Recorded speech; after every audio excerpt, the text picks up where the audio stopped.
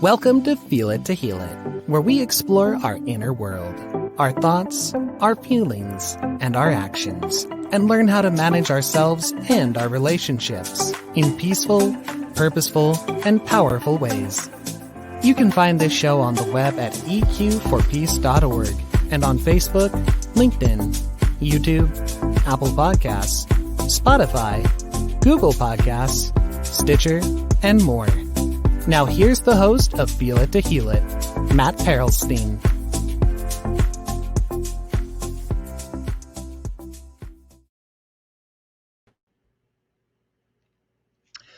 Hello.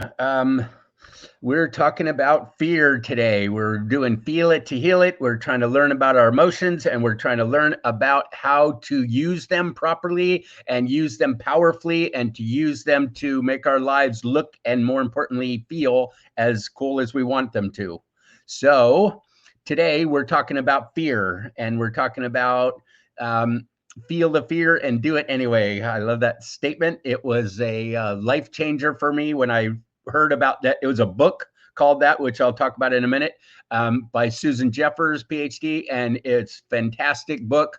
And it was a life changer for me, even though I never read it. I never read it because I read the title and went, oh, that's how you do it. And so I was filled with fear in my life. We've had a lot of changes that I felt powerless, and I felt like I wasn't in control of my life. And so I started out most of my childhood with a ton of fear. And so this is a particularly important subject to me. And it's messed me up a lot.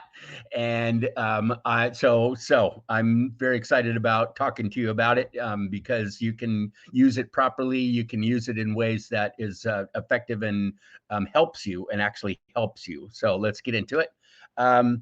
We're going to start off with talking about what it is and how to deal with it, same as usual.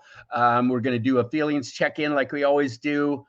We're going to talk about our fears, and then we're going to talk about the next steps on this one. So as usual, we're going to start with a check-in, a quick check-in. What are you feeling right now? How are you feeling? How are you feeling, if you want to put it that way? But a better question is, what are you feeling right now? So stop for a second and figure it out. Ask yourself. Here's a little chart that might be able to help you with a bunch of words, a bunch of feeling words on it. We call it name it to tame it. Sometimes being able to identify what we are feeling makes you feel better right now, immediately. But it is certainly a good part of the starting to be aware, being aware of what you're feeling. Awareness first, right? We got to be aware first. So what are you feeling? Here's another way to put it. Like I said, how are you feeling usually gets a physical response, but we're looking for what are you feeling? So if you're welcome to put it in the chat if you like, or just identify for yourself. And you can have more than one. You can feel more than one at a time. You can feel more than one emotion at a time, and that makes it tricky and interesting. And wow. So all right. This little graphic is about stopping generational trauma. It's one of my pet projects, is to help us do it different than it was done to us when we were little. And so when we didn't know, or when we were big, even when we didn't know, and now that we do know, we can do it different, and we can spread more joy and peace and love rather than some other stuff that might have been spread to us.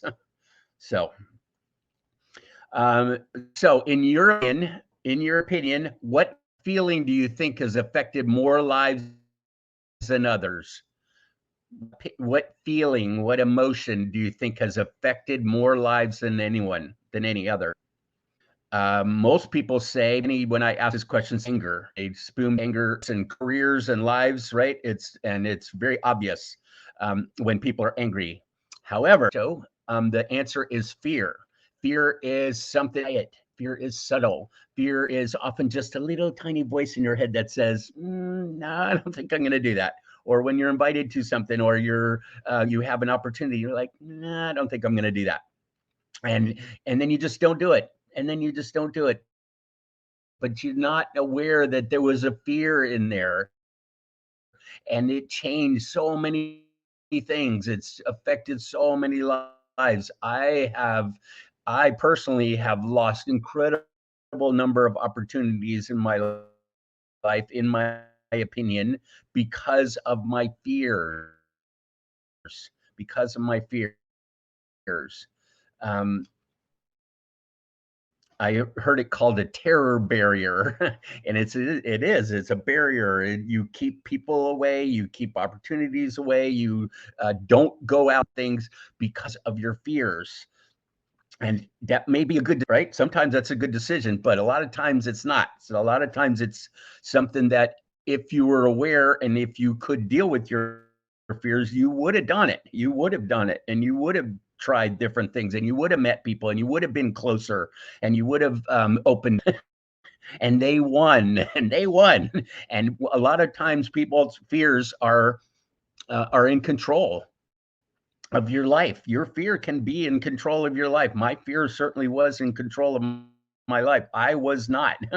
It wasn't my logical reasoning mind that was in charge. My fears won, and that's a yucky thing. So, trying to understand yourself and your fears, because they can be huge.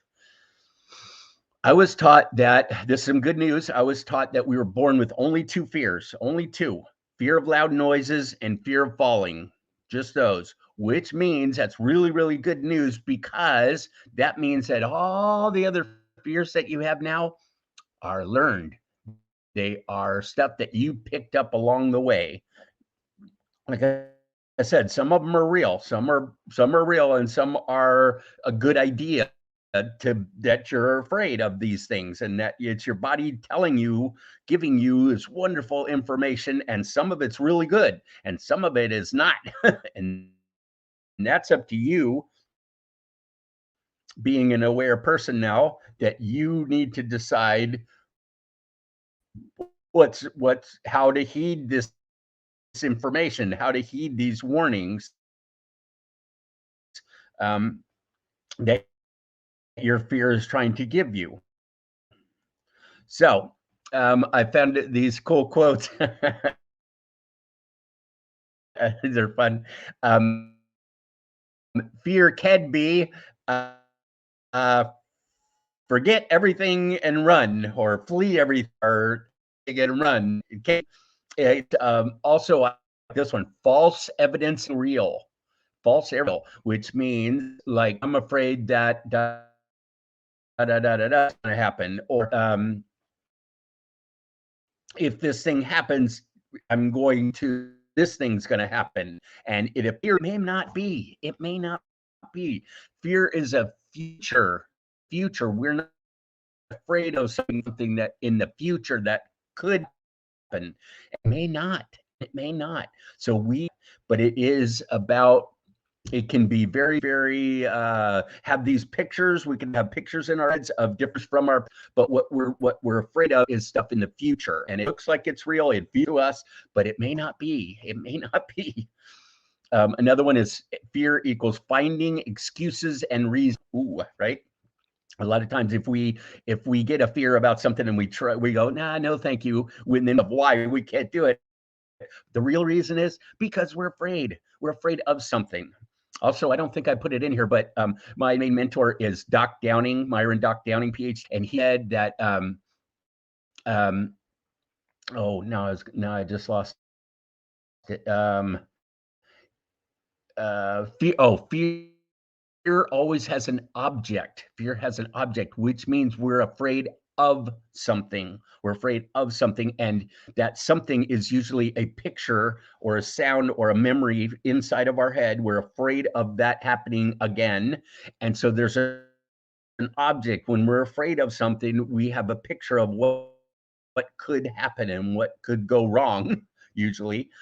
And then that's what we need to deal with, is that picture. Can you make that picture not happen? Can you do it different? Can you make it come out the way you want it to? Or do you have to win? Does you have to let your fears win, and you go, okay, no, I don't think I can. I can't deal with this kind of thing. So other options for fear are face everything and recover, or face everything and recover. I think that's a uh, acronym. Facing your fear, to deal with them. Oh, if you knew that anytime you felt afraid, just your way of telling you to pay attention, about paying attention, does not or flee. It doesn't. But it doesn't have to be that way. You can, morning or not, right? It is telling you to pay attention. Really, really good thing. It's a really good thing. Face your fears and conquer. Doc says, we get fear by doing what we're afraid to do. Okay, kind of like feel the fear and do it anyway. We face our we by doing what we're afraid to do. That's it. Oh, if we are afraid of something like public speaking, which I'm doing right this minute, a lot of people, they've done some studies to show a lot of people are more afraid of speaking than dying. More afraid of public. How do you know you can do it? Well, when I first started doing these, I was very, very afraid, and afterward I couldn't. And it was, now I can appear and make an idiot of myself in front of you, and because I can deal with my emotions, because I can deal with my negative emotion. If I can deal with my fear, anger, and sadness, then life can throw at me that I can't. And right? Oh, if my negative, I can risk more, I can be more out there, I can be more alive, I can more chances in logical good chances, and not let my fear win. So what if they stopped you by you listen to that? Well, what if you could feel brave and courageous and personal power, have your personal power? Wouldn't you be more proud of yourself? Wouldn't you be able to live your life the way you wanted to? It can be done. It can be done. So here's a book. The book is called Feel the Fear and Do It Anyway by Susan Jeffers. I just looked it up, and there's some used copies on Amazon for $4 on for $4, and I buy almost all my books used because it's fine. They're only a couple bucks, and they're better that way. And it's a fantastic, really is. I've been reading more lately I got a whole bunch of quotes from Susan. Highly recommend the book. There was also a TEDx talk on fear called Feel the Fear and Do It Anyway. So you might want to look that up. It's on here, the PowerPoint afterward, but you can find it. So it's mental health. I do this in it's awareness, acceptance, and action. We can heal them by awareness first. Aware that you are feeling fear, or you have fear, you keep it in your body. Where are you keeping it in your body? Become aware first that you are feeling some fear. Second, acceptance. Acknowledge it, accept that it's there. Ask yourself what it might be trying to tell you, and listen to the answer, and decide if you wish to take that advice or not. Your fear doesn't stop you. You do. So you decide, you get to decide whether you're going to go for it or not. And then take the action. Allow yourself to truly feel your fears. Sometimes what I've found is when I got a bunch of things I'm afraid of, or something that I'm really afraid of, that I just stop for a minute and just like I just let myself feel it to heal it, feel the fear and just go there for a minute and just ah, let it go and then go, okay, thank you. Thank you. I'll decide. I'll take it. I'll take it from here. That's what I say to appreciate you. Stop fears and release, and they reduce. One of Doc's famous sayings, one of my favorites, is negative emotions like fear, expressed as intensely as they are felt, will reduce in intensity and are free. I love that. That's the point of all of this, right? Negative emotions, as intensely as they are felt in the body, reduce in intensity, are free to change. Super simple. Saved my butt. And that's why I'm jumping up about getting everybody big deal. It's worth nothing and nothing out of nothing, zero. You can do all of this by yourself. Allow yourself to feel what you feel. Your body, it will tell you. Shut up and listen to the answer and let yourself feel it. Let yourself feel it and then let it go, right? Let it go. So release, replace, rejoice. Thank you, release. And then we have, like, I've got fear in my neck, I got fear in my chest, I got fear in my hands perhaps, and I go release it. And then I fill up with like a color, a beautiful color or a sound or something. I fill that space that I just let go of. And then rejoice is about, way to go, dude. Nice going. So doing what you're afraid to do often works. So try that. So give yourself permission to feel first. That's a big part of this whole thing. Give yourself permission to feel. That is also a book, a very, very, very good book by Mark Brackett, PhD, who is head of the Yale Center for Emotional Intelligence. Yes, the real Yale Center for Emotional Intelligence, called Permission to Feel. Fantastic book. Highly recommend it. And please give yourself permission to feel. We don't usually do that. Emotional responsibility. I say this every time. Your thoughts, your feelings, your values, your belief systems, your attitudes, your motivations, all that stuff is yours. And good news, that's a news, is that my world is no matter what happens out, I get to decide, and I get to happens inside of me. That's a beautiful thing. It gives you manage your own. It's not about them. It's not anything. Me. Cool. And then feel your fear and listen to it. Your fears. They're telling you good information. Listen to them. Go out and do it anyway. Probably go out and do it anyway. So try that. We're working through these steps here. We feel the fear, do it anyway. Number 5, and next will be anger management. So fear, anger, sadness are the big 3 negative day. And next we're going to do anger in a little bit. So thank you for joining in. Face those fears if you can, and allow yourself, they manage you. Right?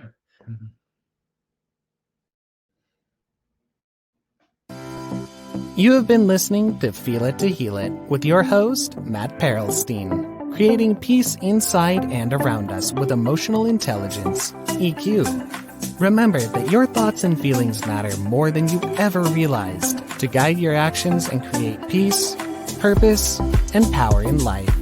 You can catch prior episodes on the web at eqforpeace.org and on Facebook, LinkedIn, YouTube, Apple Podcasts, Spotify, Google Podcasts, Stitcher, and more.